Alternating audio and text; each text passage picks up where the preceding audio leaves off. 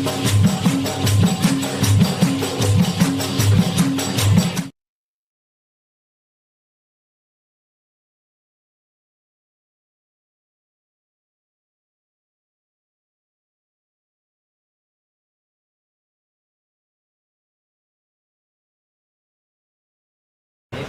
tahu kita jadi hari tu macam kena macam ragu lah ke. Ke mana ke? Colek ke lagu? Colek ni. Tidak betul ya. Tak apa lah. Wajib kadang gendongan no, anak gendong ni, anak amat apa dem kasih dia. Anak gelap ke ya. Kalau buatan.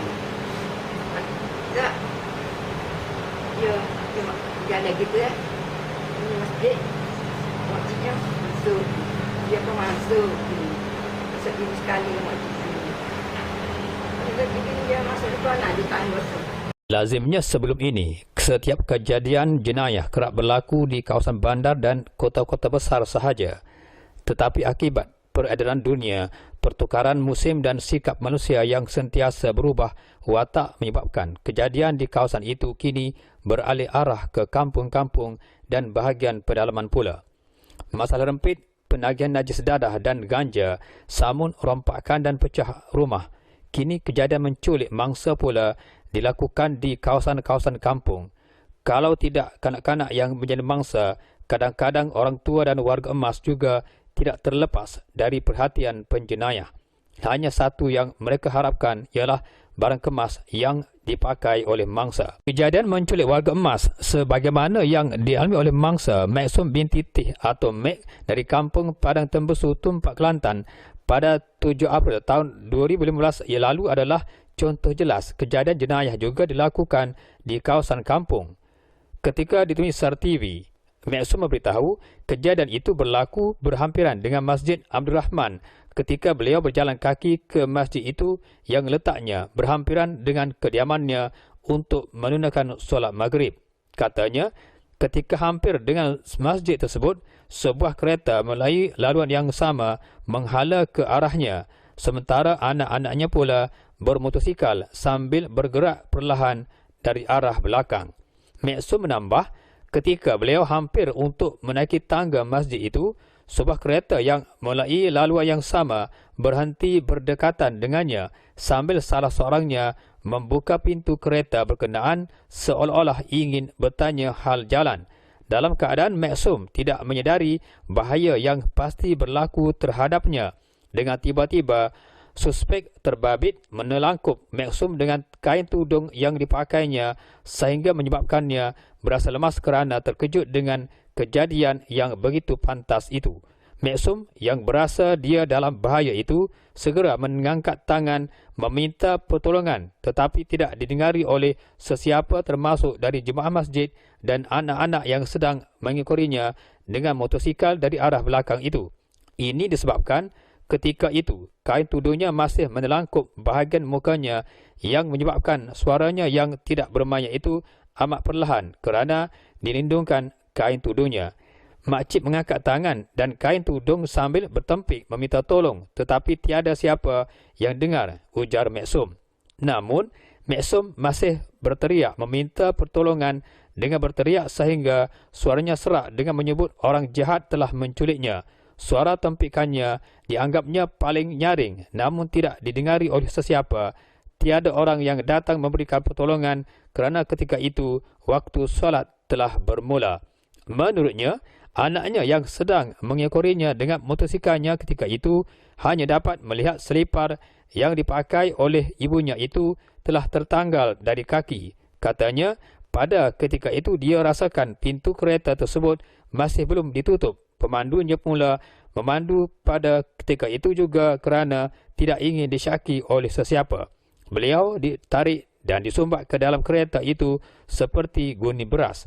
Beliau berasa sedihnya. Dia dapat tahu anaknya memang telah melihatnya. Dia dalam keadaan bahaya ketika beliau disumbat ke dalam kereta itu.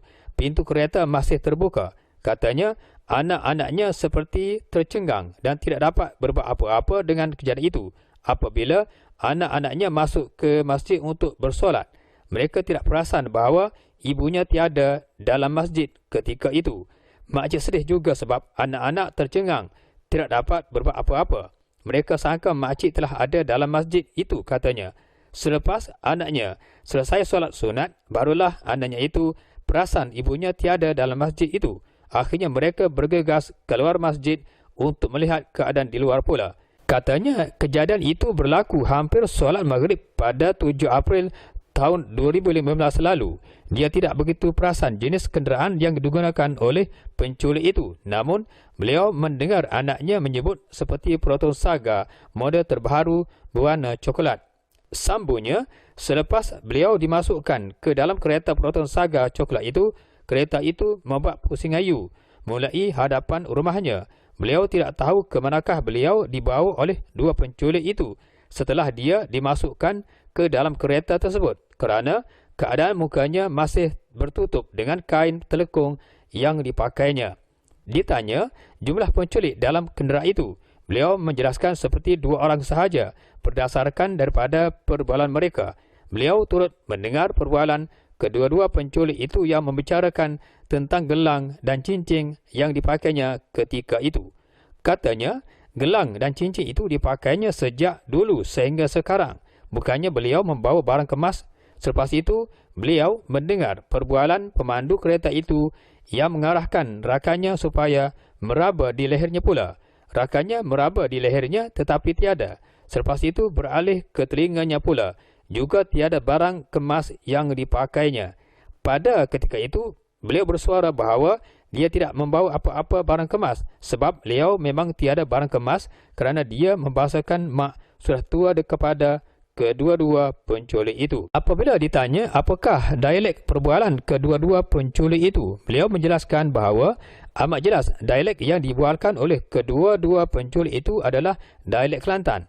Nalurinya dapat membaca bahawa kedua-dua penculik itu mungkin dari kampung yang sama dengannya. Selepas itu, salah seorang penculik itu meraba badannya ia pula untuk mengesan barang kemas lain yang mungkin dibawa oleh beliau. Beliau bertempik, tiada barang yang dibawa. Barulah penculik itu melepaskannya. Di antara barang-barang kemas yang dapat diambil oleh kedua-dua penculik itu ialah 2 utas cincin dan seutas gelang tangan. Tambah mesum, ketika kain tudungnya itu ditelangkupkan ke muka dan kepalanya, dia tidak berasa lemas. Cuma tangannya berasa sakit kerana diperlakukan dengan kasar oleh kedua-dua penculik itu. Pada ketika itulah dia mengangkat kedua tangannya ke atas supaya dilihat oleh semua jemaah masjid itu. Namun tiada sesiapa yang perasan dengan bahaya yang dihadapannya ketika itu. Begitu juga dengan anak-anaknya yang mengikuri dengan motosikal serta berjalan kaki seperti tidak menyedari bahawa beliau dalam keadaan bahaya akan dimasukkan ke dalam kereta penculik itu. Selepas beliau dilarikan dengan kereta itu, barulah anak-anaknya mula perasan apabila melihat selipar ibunya, tetapi ibunya tiada bersama selipar yang tertanggal di lokasi kejadian. Dia mengetahui beliau telah dilarikan dan dicampakkan di tepi jalan di kampung Gelang Kecil setelah seorang lelaki bermotosikal yang kebetulan mulai tempat itu lalu memboncengkan beliau untuk dihantar pula ke rumahnya. Sebelum itu dia merayu jangan ditinggalkan seorang diri di situ. Menurut Mesum, semasa di dalam kenderaan penculik itu, beliau beberapa kali merayu bahawa beliau bukan orang jahat dan meminta supaya mencampakkannya di tepi jalan berhampiran dengan rumah orang, sehinggalah beliau dicampakkan di kampung Gelang Kecil itu. Beliau sendiri pun tidak mengetahui kampung Gelang Kecil itu di lokasi mana. Kejadian itu kemudiannya dimaklumkan kepada anaknya yang membuat laporan polis sehingga penculik terbabit dapat ditangkap.